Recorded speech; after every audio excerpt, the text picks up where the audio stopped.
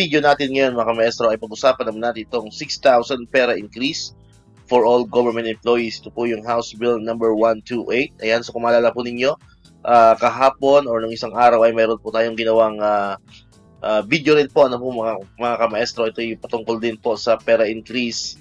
Yun naman po ay version ng Senate. So ito po ay good news kasi meron na rin pong version dito po sa lower house. Ayan, so mas maganda po kasi meron pong version sa Senate and meron din version sa House para kung sakali po ay mabilis na po yung may papasa bilang isang ganap na batas.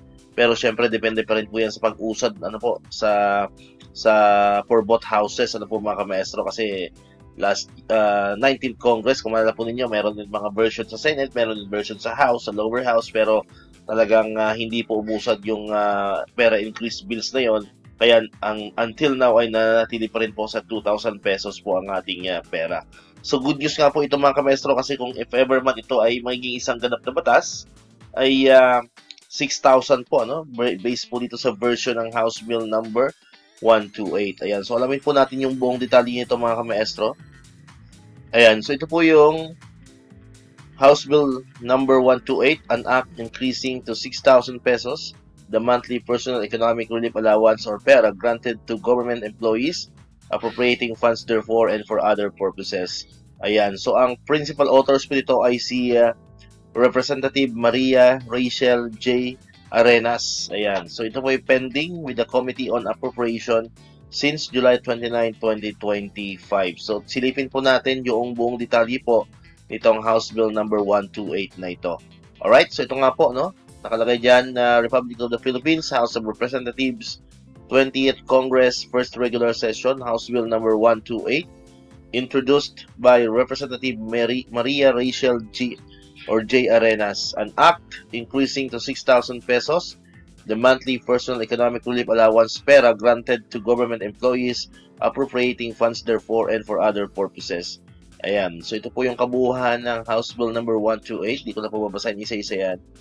And then, syempre, sign po yan ni Representative Maria Rachel J. Arenas.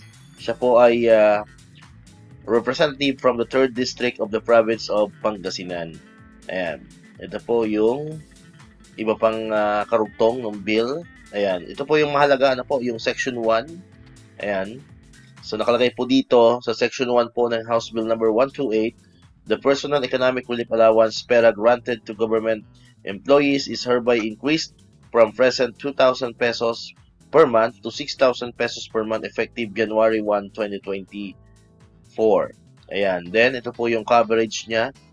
Ayan. The PERA shall be granted to the civilian government employees, whether employed by the national or local government, state and local universities and colleges appointed or elective, and whether occupying regular or contractual or casual positions whose positions are covered by Republic Act number 6758, otherwise known as the Compensation and Position Classification Act of 1989 as amended, as well as to uniformed personnel. Alright, so ito po, no? Ito po yung kabuuan ng House Bill number 128 na ipinasa po or inihain po ni Representative Maria Rachel J.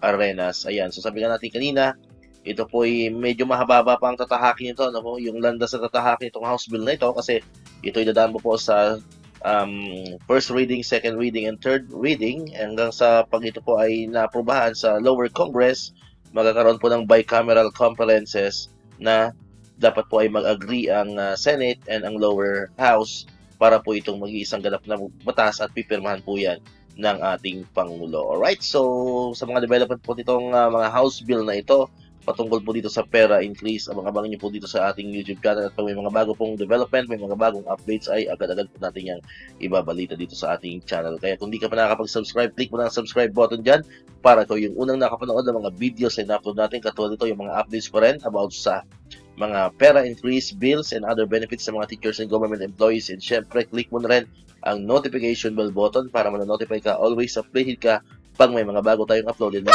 videos. So muli, maraming salamat sa inyong panonood at pakikinig. Once again, El Maestro. See you on my next vlog. Bye-bye!